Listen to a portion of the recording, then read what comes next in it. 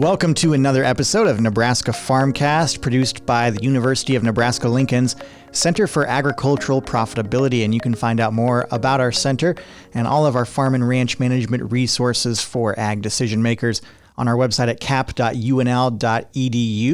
And on this episode, I'm glad to be joined again by Shannon Sand, an agricultural economist and extension educator with the Center for Ag Profitability. Shannon recently wrote an article about IRS requirements for issuing 1099 forms, which is a topic especially relevant for farmers and ranchers this time of year. Whether you hire independent contractors, rent land, or make other payments that could require a 1099 filing, it is important to know the rules to avoid potential penalties. So Shannon, thanks a lot for joining again to walk through what producers and business owners need to know about 1099s. Thanks for having me, Ryan. So to start, can you just give a quick overview of what a 1099 form is and why it's important in farming and ranching?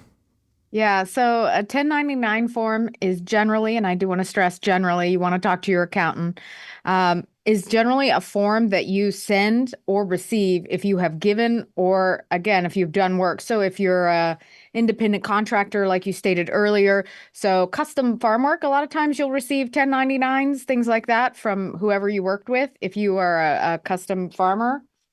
People who build fences, 1099s. I was like, I have a friend that recently just redid his fencing for his cows, and I was like, that was way more than $600. But the general rule of thumb is anytime a firm or individual makes payments of $600 or more in a calendar year to, again, an independent contractor or self-employed worker, could be a landowner, it's a wide variety, could be an LLC, could be a partnership, then you generally need to fill out Form 1099, and specifically with regards to agriculture, generally the 1099 MISC, or what I'll probably refer to as the 1099 MIS from here on out.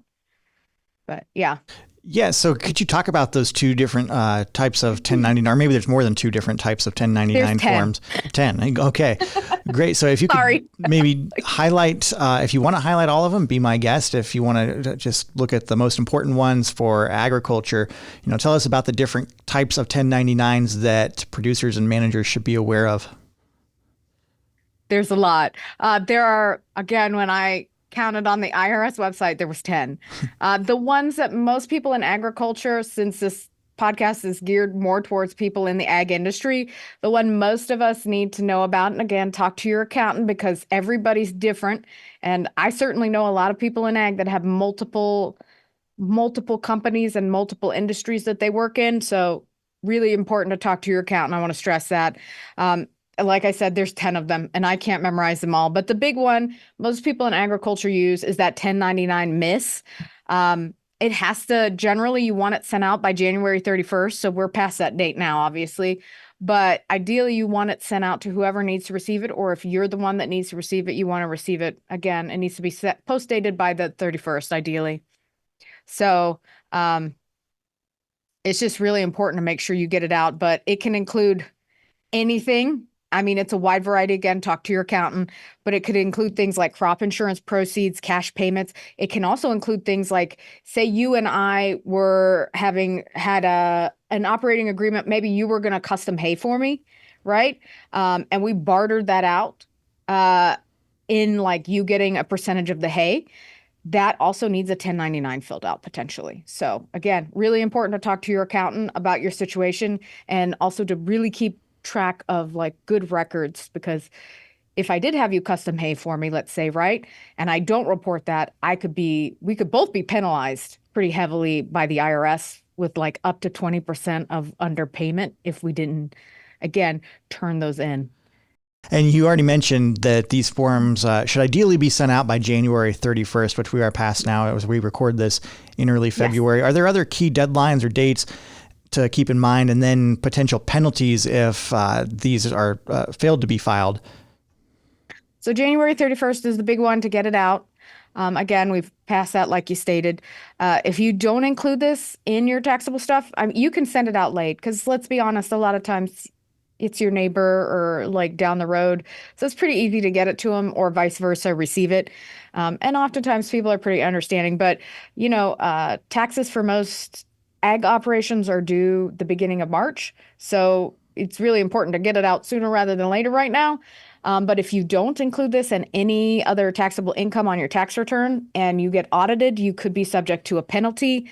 Failing to report income may cause your return to understate tax liability. And if that happens, according to the IRS, I pulled this directly from the site, they can impose what's called an accuracy-related penalty that's equal to 20% of your underpayment. And for most people, like I said, you file those 1099s if you spend $600 or more. And I don't know about you, but it's pretty easy when you have a business to spend $600 pretty quick. So yeah, absolutely. And especially in the ag industry, right? Absolutely. Yes. The capital requirements. Exactly. Where can farmers and ranchers go to find out more information or guidance? We've been mentioning, obviously, hopefully they're working with their accountant already. Yes. A great resource, but any other resources out there to make sure they comply with 1099 reporting requirements? Yeah, we have several articles on the cap.unl.edu website. The IRS website has a lot of people don't like the name, but it's called the Farmer's Tax Guide, but it's for anybody in the ag industry. So if you have cows, horses, pigs, fruits, berries, regular row crops, things like that, you're all covered under that, even aquaculture and honeybees. So that Farmer's Tax Guide I've used it for about 15 years as a reference. It's it's the guide that should be used by everybody. If you're interested in Section 180, if you're interested in any of those other kind of obscure tax laws and codes, the tax guide gets updated every year. So that's a really good one to go to. Great. Well, that's Shannon Sand, an extension educator and agricultural economist, joining us from her office in North Platte.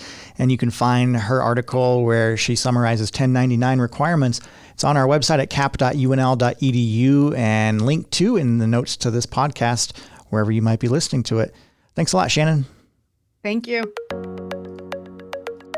Nebraska Farmcast is a production of the Center for Agricultural Profitability at the University of Nebraska-Lincoln.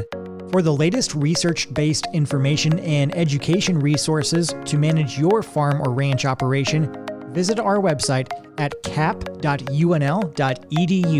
That's cap.unl.edu.